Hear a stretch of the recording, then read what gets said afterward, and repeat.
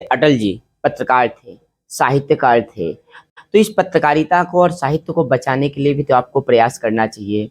हम उसमें कुछ कर नहीं सकते क्योंकि पत्रकार बन नहीं सकते, कभी बन नहीं सकते। हाँ, ऐसे कुछ लोग आगे बढ़े, उनके लिए हमें प्रेरणा देना चाहिए, उनका सहयोग करना चाहिए। स्वागत है आपका फुल स्टॉप में। मैं हूं आपका होस्ट एंड दोस्त सौरभ द्विवेदी। भारत रत्न अटल बिहारी वाजपेयी की जन्म जयंती बड़े ही भव्य रूप से चित्रकूट में मंदाकिनी तट पर रामघाट में भजन संध्या कार्यक्रम में मनाई गई। लेकिन चित्रकूट के एक ऐसे ही रत्न जिन्हें चित्रकूट रत्न कहा जा सकता है, आज हम उनकी ही जुबान से भारत रत्न अटल बिहारी वाजपेयी के कार्यों, उनकी राजनीति, उनकी समाज सेवा, उनकी जन सेवा से लेकर के धार्मिक और सामाजिक मूल्य जितने भी थे, एक ऐसे ही व्यक्तित्व राम बाबू गुप्ता के माध्यम से बात करेंगे। वो खुद बताएंगे कि उनकी अपनी समाज सेवा, जन सेवा, राजनीति कैसे भारत रत्न को समर्पित है और भविष्य में उनका क्या उद्देश्य है चित्रकूट रत्न के रूप में। स्वागत है आपका फुल स्टॉप में। पहले तो मैं ये बता दूं, आप मुझे चित्रकूट का रत्न ना कहें, ज्यादा अच्छा है। मुझे अपनी बड़ाई अच्छी नहीं लगती। मैंने तो इन लोगों को अपना आदर्श मान करके आगे बढ़ा। जैसे लोग कहते हैं गृहस्थ आश्रम सबसे बड़ा आश्रम है, मैं तो अपना जीवन एक संत की तरह जीना चाहता हूँ और अपना परिवार पालना चाहता हूँ। परिवार से जो बचे खुचे कुछ अन्य लोगों का सहयोग करना चाहता हूँ।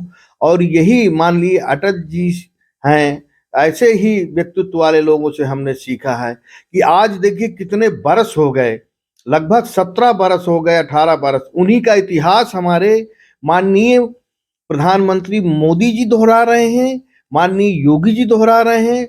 जो उनका सपना था, ग्रामीण सड़क योजना, प्रधानमंत्री सड़क योजना, ये सब चीजें थी, क्रेडिट कार्ड, किसान क्रेडिट कार्ड, उसी को आगे हम बढ़ा रहे हैं, कुछ अलग नहीं कर रहे हैं। एक्सप्रेस वे जो बन रहे हैं सब उन्हीं का किया हुआ है। बेशक यहाँ पे मैं आपको रोकूंगा। जैसे एक उपन्यास है महाभोज, उसमें ये कहा गया कि पत्रकारिता में असलियत होनी चाहिए। तो जैसे आपने कहा कि हमें चित्रकूट का रत्न ना कहें, तो एक्चुअल में होता क्या है कि अगर हम नहीं वो असलियत बताएंगे तो फिर कौन बताएगा?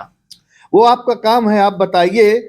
लेकिन अपने मतलब मुझे अपने सामने बड़ाई सुनना अच्छी, मुझे मेरी कमियां बताएं। मैं तो मीडिया से कहता हूं कि मेरी कमियां बताएं, उसको मैं दूर कर सकूं, और जो आपकी इच्छा है मैं पूरा करके दिखाऊंगा।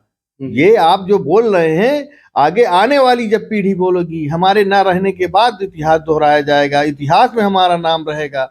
जैसा कि कल देख रहे हैं कि हम लोग जब जयंती मना रहे थे माननीय स्वर्गीय अटल बिहारी वाजपेयी जी की, तब उनकी बातें याद की जा रही हैं। मैं ऐसा काम करना चाहता हूं कि मेरे ना रहने के बाद मुझे लोग याद करें। परिवार तो याद करेगा ही, लेकिन लोग याद करें, मैं वो काम करना चाहता हूं। मैंने कहीं बाहर से नहीं सीखी, इन्हीं से सीखी है। जो भी समाज सेवा कर रहा हूं मैं इन्हीं से सीख के करता हूं। अच्छा, आपने अपनी इतनी उम्र में अटल बिहारी वाजपेयी को सुना तो होगा, उनके भाषण, उनका कथन कुछ तो आपको याद होगा। क्या कहते थे वो? वह सुना कई बार है और यही कहते थे। मतलब भाषण तो खैर मैं न दोहरा पाऊंगा, अब उनके लैंग्वेज मुझे नहीं हो, लेकिन जो कुछ सीखा हमने उन्हीं से सीखा है। और आपको क्या लगता है जिस प्रकार से आप समाज सेवा के क्षेत्र में उतरे, व्यवसाय के साथ साथ समाज सेवा का काम करना, गरीबों के, असहायों के बीच में अपने आप को आप लगातार प्रस्तुत करते रहो, ठंड का महीना हो या गर्मी का महीना हो, तो प्रेरणा आपको कहाँ से मिलती है? वो ऊर्जा क्या ऐसे ही व्यक्तित्व के माध्यम से मिलती है? पहले तो मैं अपने माता पिता का कहूंगा कि उन्होंने हमें हमेशा सिखाया कि गौ, ब्राह्मण, कन्या ये तीनों पूज्य हैं, इनकी पूजा करिए, इनकी सेवा करिए, गरीब की सेवा करिए। गरीब ही भगवान है, गरीब की सेवा करेंगे। हम लोगों का ये बताया गया है बचपन से कि अपने प्रॉफिट का 10% गरीबों में खर्च करना चाहिए, धर्म में खर्च करना चाहिए। ये तो हमारा पुराने से चला आ रहा है। पिताजी हमारे सन 60 में मंदिर बनवाया था। अच्छा। जब भोजन की व्यवस्थाएं कम होती थी उस समय हमारे यहाँ मंदिर बना। तो मंदिर कहाँ बना था वो रौली गांव है, भरतकूप के आगे वो है। आज भी हम हर 6 महीने में कन्या भोज कराते हैं और पूरे गांव की कन्या भोजन होता है। बड़ा बृहद कार्यक्रम रहता है, हम आपको इनवाइट करेंगे इस बार। अच्छा, कल भी कुछ वितरण हुआ था जन्म जयंती के अवसर पर, कंबल वितरण, वो ये तो मुझे तभी याद आता था जब मुझे ठंडी लगती है, तो मुझे लगता है कि यार मुझे ऐसा भी करना चाहिए। ठंडी आई कि कंबल की याद आ गई, हम बांट आए, अभी फिर बांटेंगे। अब मैं तो आपको कहूंगा कि आप अपने माध्यम से ढूंढिए जो जी, जी। जरूरतमंद हो, हाँ। क्योंकि भैया हमारे पास ऐसा कोई धन नहीं है कि जो हम लुटा सकें। हम उसको देना चाहते हैं जिसको वास्तव हाँ, में जरूरत हो। जी, जी। तो और आपको क्या लगता है, जब कल भजन संध्या का कार्यक्रम था, वहाँ आप उपस्थित थे, मैं भी था इत्तेफाक से, तो मुझे भी काफ़ी अच्छा लगा था। क्या ऐसे आयोजन मंदाकिनी के तट पर जो जगह चुनी गई थी, काफ़ी अच्छा लग रहा था वहाँ? एक तो धार्मिक स्थल है, और दूसरी ऐसे आयोजन से जैसे मैंने सीखा वैसे हमारे आने वाली पीढ़ी सीखेगी। हम अपने बच्चों को सलाह देते हैं कि बेटा जो पिताजी ने किया वो मैं कर रहा हूँ, आप आगे जो मैं कर रहा हूँ आगे आप लोग करिए। तो ये तो जो कार्यक्रम होता है, ऐसे कार्यक्रमों से आने वाली पीढ़ी को सीख मिलती है, जो ना था ना है ना रहेगा। अच्छा, जैसे अटल जी पत्रकार थे, साहित्यकार थे, तो इस पत्रकारिता को और साहित्य को बचाने के लिए भी तो आपको प्रयास करना चाहिए। अटल जी जैसे पत्रकार, अटल जी जैसे कवि, अटल जी जैसे साहित्यकार। अब हम उसमें कुछ कर नहीं सकते, क्योंकि पत्रकार बन नहीं सकते, कभी बन नहीं हाँ। सकते। हाँ, ऐसे कुछ लोग आगे बढ़े, उनके लिए हमें प्रेरणा देना चाहिए, उनका सहयोग करना चाहिए। जी, जी। एक ऐसा चित्रकूट में वो बनना चाहिए कि जैसे पत्रकार हैं, कवि हैं, ऐसे कार्यक्रमों का हमें आयोजन कराना चाहिए, ऐसे में लोगों को बढ़ाना चाहिए। बेशक। जैसे आजकल हम लोग सुभाष स्पोर्टिंग क्लब चल रहा है हमारा 20 साल से। जी, जी। क्या है सुभाष स्पोर्टिंग क्लब? यही तो है कि आने वाले बच्चे खेलें और बढ़ें आगे, क्रिकेट की दुनिया में आगे बढ़ें, और बढ़ रहे हैं। जैसे जैसे साहित्य समाज का दर्पण होता है, तो साहित्य और समाज सेवी जो व्यक्तित्व होता है, तो साहित्यकार, अखबार वाले, पत्रकार, मीडिया के लोग, ऐसे ही लोग उस समाज सेवी व्यक्तित्व को भी उठाने का काम करते हैं। नहीं तो आपने ये तो देखा है कि समय का अंतर तो राजनीति में आया है, इसे तो आप स्वीकार करेंगे। पहले की राजनीति कुछ और थी, अब की राजनीति कुछ और थी। अटल जी की राजनीति में और अब की राजनीति में कुछ तो अंतर आपको नजर आ रहा होगा ना, जो सुधरने की आवश्यकता है उनके अनुसार।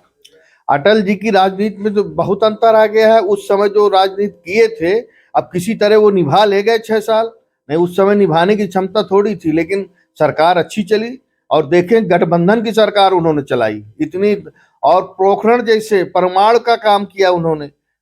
जो आजकल के मुसलमान चिल्लाते हैं कि भाजपा मुस्लिम विरोधी है, अरे आप देखिए कलाम जी का कम से कम 10% तो उदाहरण लीजिए। बिल्कुल। 10% तो उनकी सोच पे चलिए, आप चल के देखिए। हम तो दूसरा अब्दुल कलाम ढूंढ रहे हैं। मैं भाजपा का जिला मंत्री हूँ, इस नाते मैं कह रहा हूँ मुसलमान भाइयों से कि डरने की जरूरत नहीं है। बाबा साहब अम्बेडकर ऐसा संविधान बना गए हैं कि हम सब मिलकर ही रहेंगे और इसी देश में रहेंगे।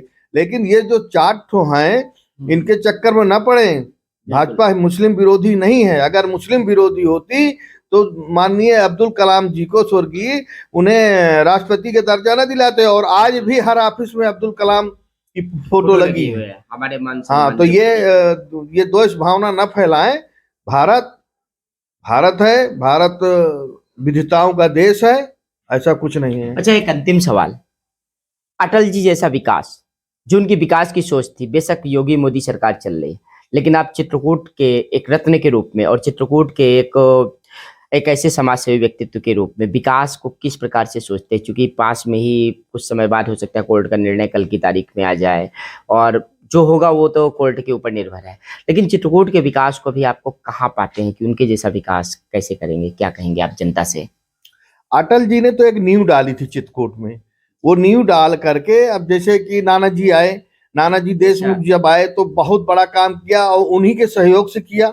उन दोनों ने मिलके किया। और आपने देखा होगा कि गनीमा में आए थे जब प्रधानमंत्री थे। जी, जी। हमारे यहाँ तो बहुत कुछ भी नहीं था, जंगल था, गुंडा था, बदमाश था, शरीफ लोग तो रहते नहीं थे, लेकिन उन्होंने किया, उन्होंने नींव डाली। आज हमारे योगी मोदी उसी रास्ते पे चल रहे हैं। आप पत्रकार हैं, आप देखिए कौन सा रास्ता नया है जो हमारे मोदी जी कर रहे हैं, योगी जी कर रहे जी, हैं। जी। अटल जी के ही पद चिन्हों में हम चल रहे हैं, आगे हम भी चलेंगे। अच्छा, अगर हमें किसी प्रकार का मौका मिलता है जी, जी। तो वैसे काम करेंगे जैसा हो रहा है। बाकी हमें ये जरूरत नहीं है, जैसे कि अभी हवा बन रही है नगर निगम में चेयरमैन के लिए, वो हमें कोई जरूरत नहीं है। बिल्कुल, बिल्कुल। अगर मौका मिला, पार्टी ने आदेश दिया तो काम करेंगे, और काम के लिए हम पद में बिल्कुल। बैठेंगे। बिल्कुल।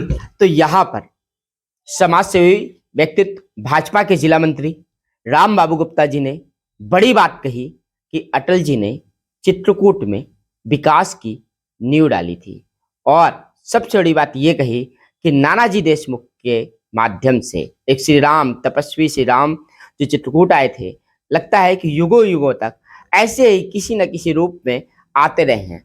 आज नानाजी देशमुख का ग्रामोत्थान का, ग्रामोदय का जो विजन था, जो उद्देश्य था, उससे सभी परिचित हैं। जो बात उन्होंने कही कि उनके माध्यम से उन्होंने एक बड़ा काम करने की कोशिश की थी और उनका अपना संकल्प भी ये है कि अगर मौका मिला, अगर पार्टी ने इनको अवसर दिया और समाज ने अवसर दिया, तो बेशक वो एक ऐसा ही विकास नानाजी देशमुख जैसा, अटल बिहारी वाजपेयी जी जैसा विकास करेंगे। तो हम फिर मिलेंगे आपसे फुल स्टॉप में ऐसी ही परिचर्चा के साथ, ऐसी ही कुछ तस्वीरों के माध्यम से जो समाज सेवा की झलक प्रदान करेंगी और सभी के लिए एक प्रेरणा का विषय बनेंगी। बने रहिए हमारे साथ फुल स्टॉप में।